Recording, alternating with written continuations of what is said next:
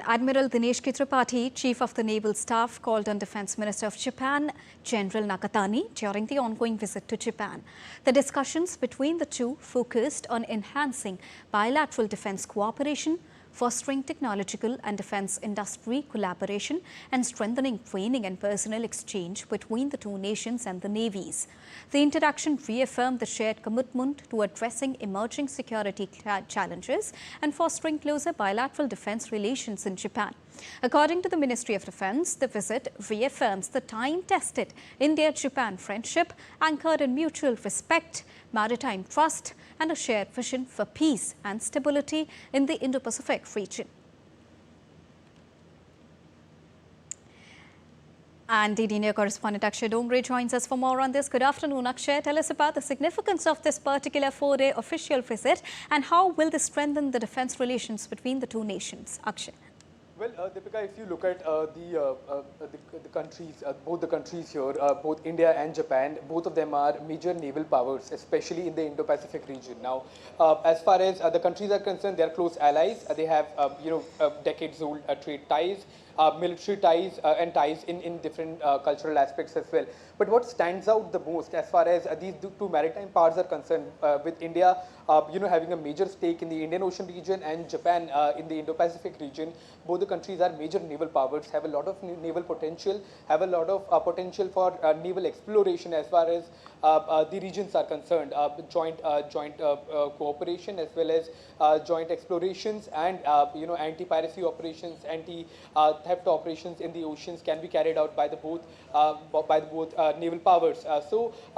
Give the fact that these two are dominant in their regions as far as their naval prowess is concerned, both India and Japan has a lot to learn from each other, has a lot of potential to cooperate, and not just only in the areas of exploration, not only in the areas of defense, but also in the areas of research and development as far as future naval vessels are concerned. Both offensive and defensive capabilities included, as well as exploration capabilities. Now, we'll come to each one of them one by one. As far as the offensive capabilities are concerned, India is a country that has its own indigenous aircraft carrier that makes it one of the only few countries in the world with the technology to produce modern aircraft carriers along with submarines, corvettes, frigates, destroyers, and other kind of naval equipment.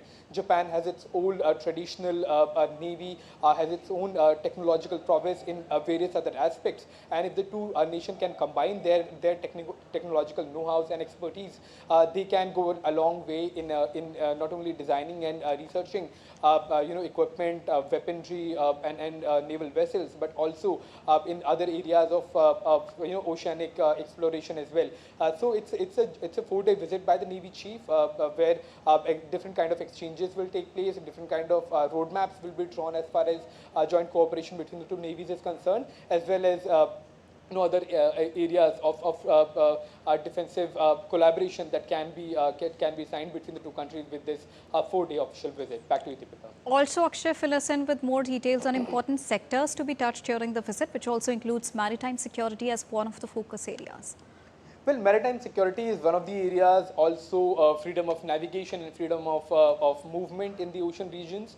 The South China region is of immense importance to both the countries, with China's growing power in the Indo-Pacific region as well as in the Indian Ocean region has left countries like Japan, especially in the neighborhood of immediate neighborhood of China, have left these countries left behind in terms of technological know-hows and technological development, in terms of surveillance, in terms of other research and development and creation of more modern aircraft as well as naval aircraft as well as naval warships. So that is one aspect of it.